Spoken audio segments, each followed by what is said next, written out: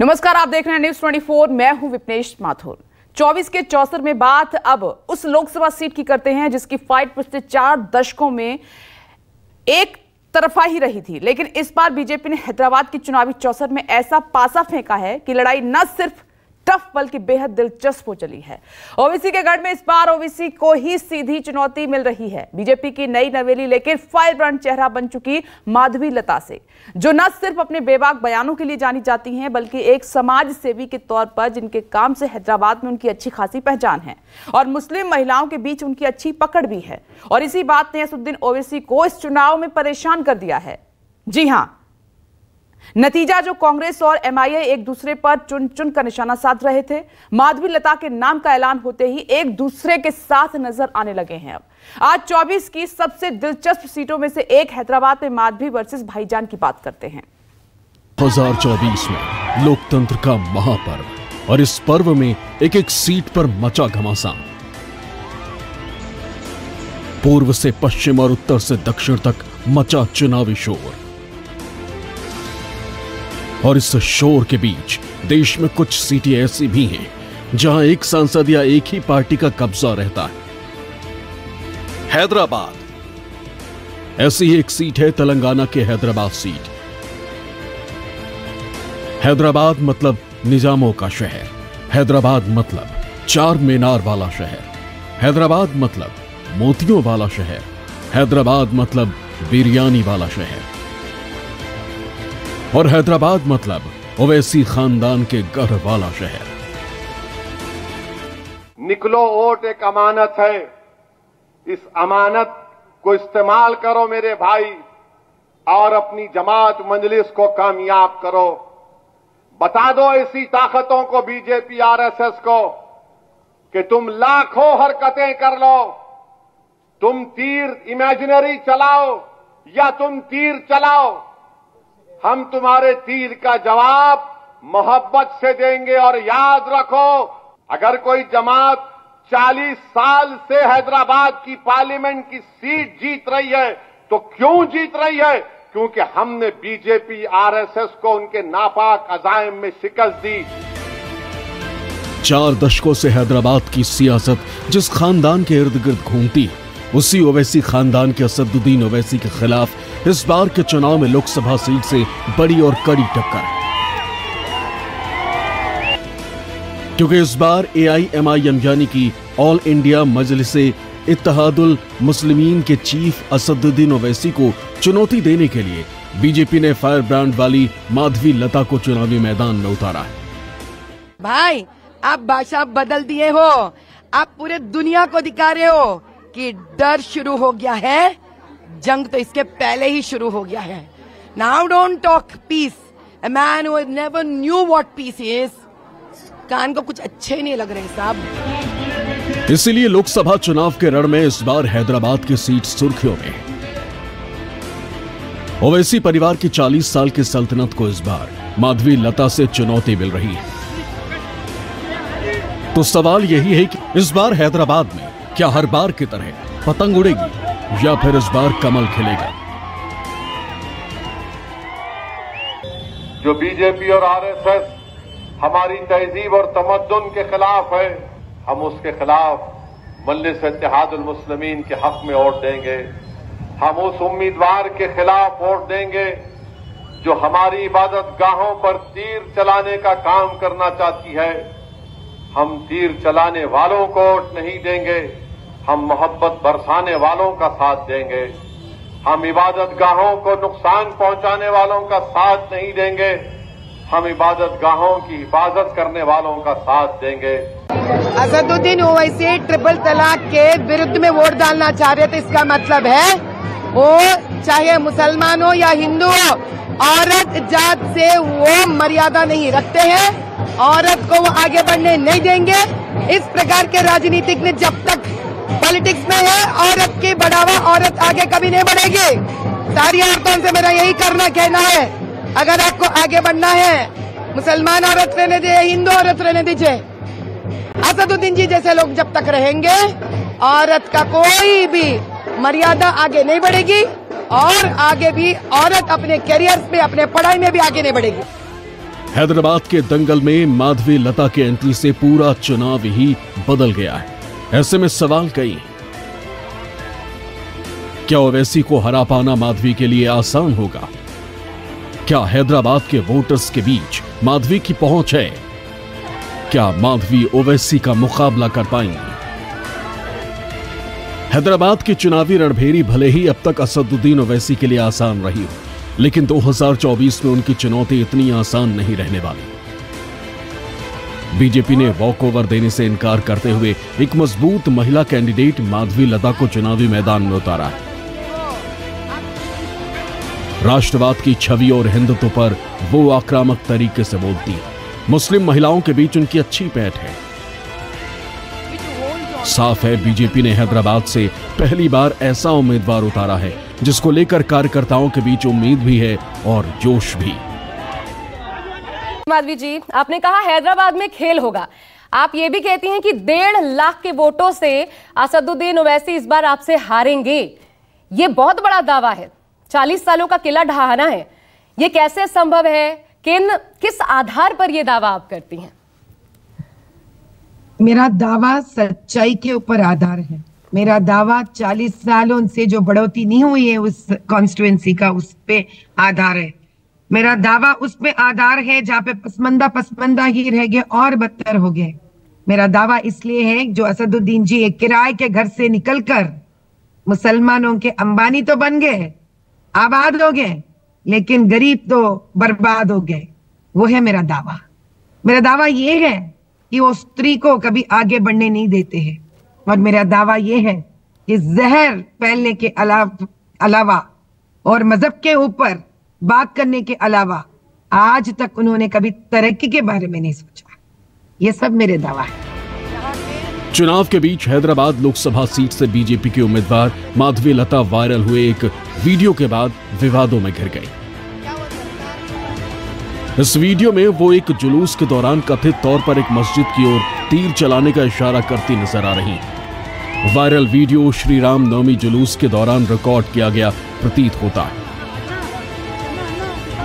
माधवी लता के इस वीडियो के बाद ओवैसी भाईजान का पारा हाई हो गया कि हर रैली, हर मंच, यहां तक कि डोर टू डोर कैंपेन में भी इस वीडियो का मुद्दा वो जोर शोर से उठा रहे। बीजेपी हैदराबाद के अमन को बर्बाद करना चाहती है। क्या तुम फिर से इस मुल्क को हिंदू और मुसलमान की नफरत में डुबोना चाहते हो?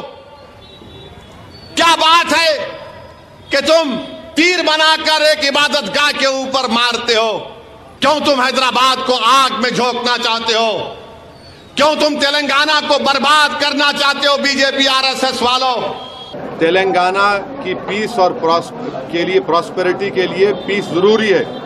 और ये जो कल हरकत की गई, आप हैदराबाद के अमन को खराब करना चाहते हैं। और हैदराबाद और तेलंगाना की आवाम इनके इस हरकत को देख चुकी है कि ये लोग, इनके इंटेंशन क्या है, ये क्या फ्यूचर लाना चाहते हैं हैदराबाद और तेलंगाना में। तो मैं बड़ी इज्जत और एहतराम के साथ तेलंगाना की आवाम से, हैदराबाद की आवाम से अपील करूंगा कि तेलंगाना और हैदराबाद के अमन और पीस के लिए आप लोग देखिए लोग क्या करना चाह रहे हैं और अपने एक वोट का सही इस्तेमाल करिए। तो वहीं माधवी लता ने इस वीडियो को अधूरा करार देते हुए अपनी सफाई भी दे दी। ये जो वीडियो चल रहा है, ये श्री राम नवमी के दिन हम रामचंद्र जी को राम बाण से मानते हैं। हम ओल्ड सिटी में हर भाई और बहनों का, पसमंदे अपसमंदी के लोगों का अपना दुख निवारण के लिए ये जो है हम उस दिन रामचंद्र जी से प्रार्थना कर रहे थे। अब यहाँ पे मस्जिद कहाँ आया बताओ आप? असदुद्दीन जी ना माहिर हो गए, भड़काऊ स्पीच ही दे रहे थे अब तक और भड़काऊ वीडियोस भी बनवाने लग गए लोगों से। तसल्ली नहीं हुई इनको आज तक, बंटवारा करने में जो आगे निकले ना, तसल्ली नहीं मिली इनको। लेकिन साहब, हमारे सर पे तो राम का भी हाथ है, रहीम का भी हाथ है, भूलो नको आप। सिर्फ माधवी लता ही नहीं बल्कि AIMIM चीफ असदुद्दीन ओवैसी भी विवाद में घिर चुके हैं। जब हैदराबाद की सड़कों पर वोट मांगते मांगते ओवैसी साहब एक बीफ शॉप पर जा पहुंचे। रेहान बीफ शॉप जिंदाबाद। पहले से भाई सांकेतिक धनुष बाण पर बीजेपी और बीजेपी उम्मीदवार माधवी लता को आरोपों के कटघरे में खड़े करने वाले ओवैसी बीजेपी के निशाने पर है। ओवैसी जी जो अभी सिटिंग पार्लियामेंट मेंबर है, वो ओल्ड सिटी हैदराबाद से जीत कर आते हैं। उनका राजनीतिक बयान कभी भी अभद्र होते हैं। मुझे आश्चर्य नहीं होता ऐसे बयान उन्होंने दिया। और उनके छोटे भाई भी जो एमएलए हैं उधर, ऐसे ही एक्सट्रीम भाषण देने में माहिर हैं। हैदराबाद की लोकसभा सीट को ओवैसी परिवार की परंपरागत सीट माना जाता है। ऐसे में ओवैसी के खिलाफ जीत का गणित तैयार करना न बीजेपी के लिए और न ही माधवी लता के लिए आसान होगा।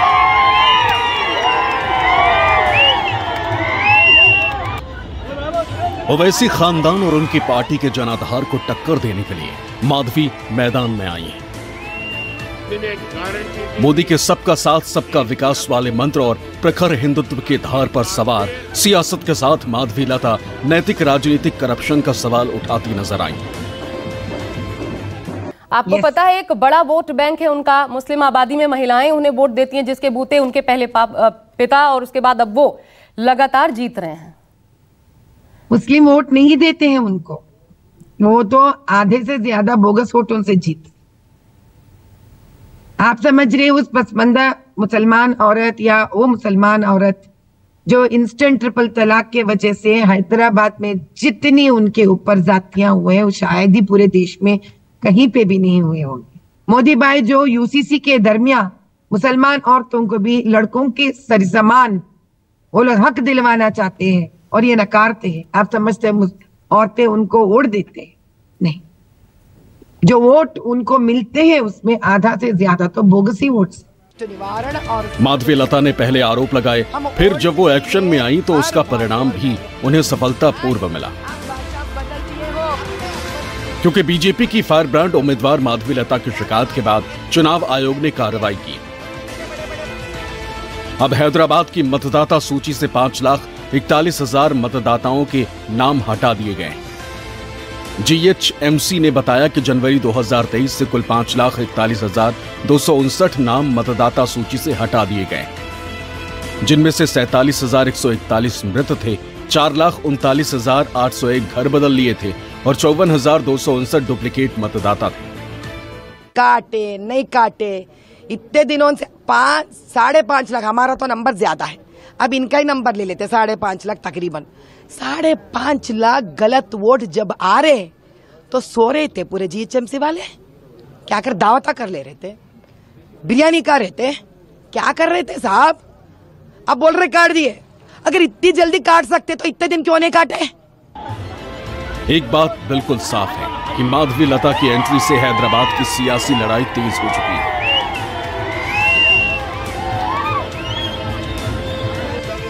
और हालिया रुझान बता रहा है कि इस बार का चुनाव ओवैसी के लिए आसान नहीं रहने वाला,